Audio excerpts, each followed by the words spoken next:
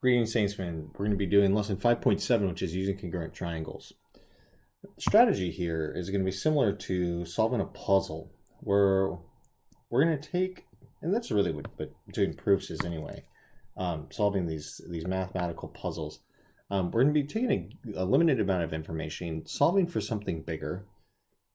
But while we're doing that, once we solve for something bigger, we're going to be proving some other facts that actually might be a little bit smaller. In other words, we're using a bigger proof to prove a smaller idea. So let's go ahead and take the following diagram. We have 55 for AE. EC is going to be also 55. DE is 68. And EB is going to be 68. Last one is AD is going to be 57. And the question here is, what is the distance between B and C? This distance right here. Now, what you can see is that dashed line, of course, formed a triangle, right? And the question is, are these two triangles going to be congruent? And the answer is, but yes, of course they are. The only thing, though, is that we need to make sure that we prove this, because we have what's explicit here. And rather than writing a two-column proof, I'm actually just going to give an explanation here. Stating our facts. And this is our mathematics. This is us showing our work. When we first started the course, when we thought about doing mathematics, it looked a lot more arithmetic. There were calculations, even a little bit algebraic, where we're looking at inverse operations and so forth. This is our mathematics here. So we have to state how we come to certain conclusions.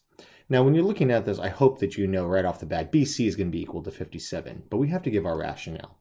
And we know that AE and EC are congruent, as well as DE and EC, because they're given in the diagram of having the same measures. AE and EC are both 55, and then DE and EB are both 68. So those guys are both congruent, again, given in the diagram. Moreover, we have these angles right here, angles AED and BEC, which are going to be congruent. And the reason why, it's a very simple observation that you should make by now when you see this type of diagram, is that we have two vertical angles. Now, because we have that information now out there, what we can say, or explicitly stated, we can actually say that triangle DEA is going to be congruent if we were going to make that auxiliary line between B and C to triangle BEC. And the reason why we know those are congruent, rather than just saying, okay, well, the other side's going to be 57, but of course, well, we haven't proven that to be the case. It can only be that if we're able to prove that these triangles are going to be congruent, therefore the corresponding parts, right, AD, that side that's 57, will correspond to the side BC. These, of course, are going to be congruent through side, angle, side. The included angle being the vertical angle, AED and BEC. So, since that's the case, we can make the conclusion, therefore, that AD is going to be congruent to BC because those guys are corresponding parts. Take a look at our congruent statement, right? AD, first and third, BC, first and third. So those are written in the correct corresponding order, therefore making BC equal to 57. Let's do another proof. You're going to be given in your assignment some problems where you're going to see numbers 1 and 2, and you're going to have to prove 1 and 2 to be congruent, right? They just, in the textbook, they ask you just to write a plan, but that's a little silly. We don't want to just have a plan. We're going to actually go ahead and execute that plan and solve. Oh, goodness. It's going to take me a moment here to let the software correct my, my drawings. Let's see here. One more try. Let's try it. What we're trying to do is draw effectively two these two little adjacent triangles, but one of them, of course, is going to be I'm going to share a side here.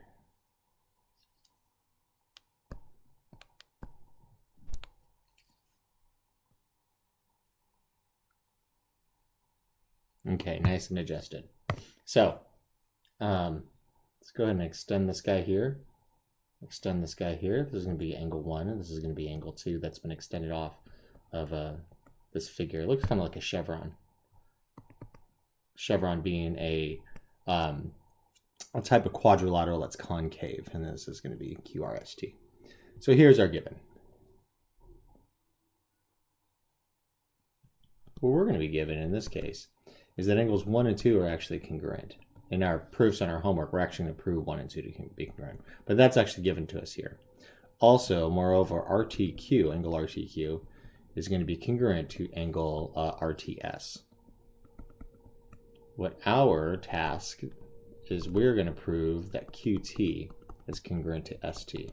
Now again, strategy here. We need to prove these triangles to be congruent, right? This triangle here and this triangle here. When we do that, we're then going to be able to say that all the corresponding parts are congruent. Remember how we prove congruent triangles. We need three pieces of information, right? There's 6 total parts that can be congruent, 3 sides at their angles. We only need 3 of them. Of the 3 sides, side, side, side.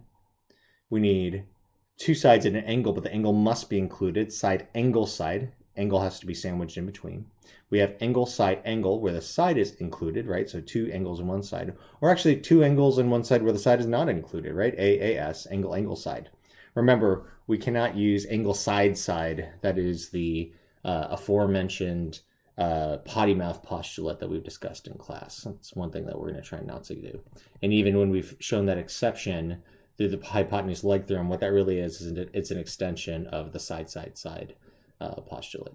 So here are statements and reasons, and of course everybody here in this course by now I hope is able to freely do step 1 here, which is we're just going to restate this given, because we're going to have to make sure that we explicitly state all the facts that we need to make our case. Now, let's mark our diagram as you go. Highly recommend this. In your textbook, if you bought that textbook, mark it. No reason not to, okay? So angles 1 and 2, this guy and this guy congruent. Doesn't really help us with a triangle, right? However, they do give us that RTQ is congruent with RTS. So, what else can we utilize? Well, we have this guy right here, RT, right? And this guy should be a giveaway. Should be one of those very quick observations. RT, of course, is going to be congruent to itself through the reflexive property. Now on to step 3.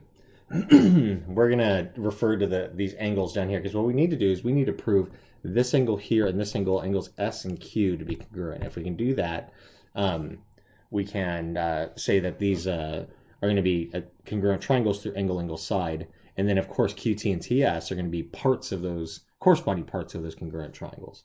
So what I do know about angle 1 and angle Q, as well as angle 2 and angle S, is that you form these linear pairs. And linear pairs we know are supplementary, which means that they have a sum of 180. So because those are adjacent angles built off of a line, they are a pair of angles off a line, or a linear pair, which we know are going to be supplementary. Now, if that's the case, then we know that angle 1 plus angle Q is going to be the same as angle 2 plus angle S. And that we know through the transitive property. Right? 1 plus Q is 180, 2 plus S is 180, therefore 1 plus Q is equal to 2 plus S, right? Transitive property. Now, keep going. Well, what do we know? Well, we know that rather than angle 1, we know 1 and 2 are going to be the same, right?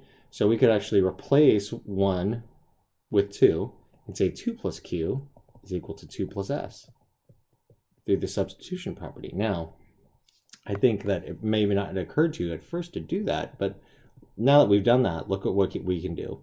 We can lob off those 2's. We've done this type of proof before earlier in the course. We've actually looked at this one a few times, and it even appeared on one of your previous exams. We're going to subtract this similar sort of reasoning, right? Where we use both the transitive and the substitution properties, then to lob off this angle that repeats itself on both sides. And we don't, lob off is not mathematical, but instead what we did is we actually did subtraction, right?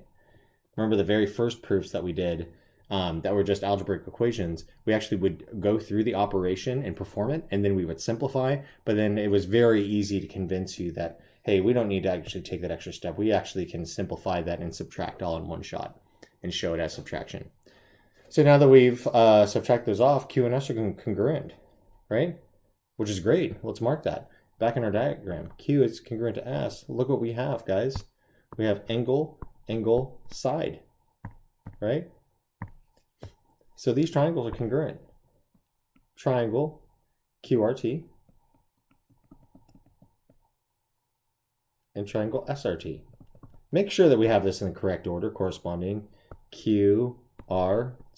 Okay, that works, right? So then Q should go to S, and then of course R, right?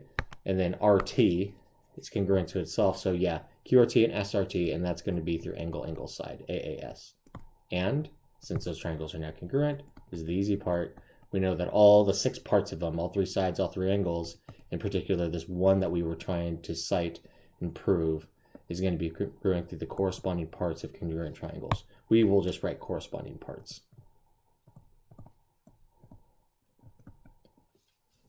All right. Well, there we go. If you have any questions, of course, you can feel free to email me. And the assignment is posted in Canvas. Good luck.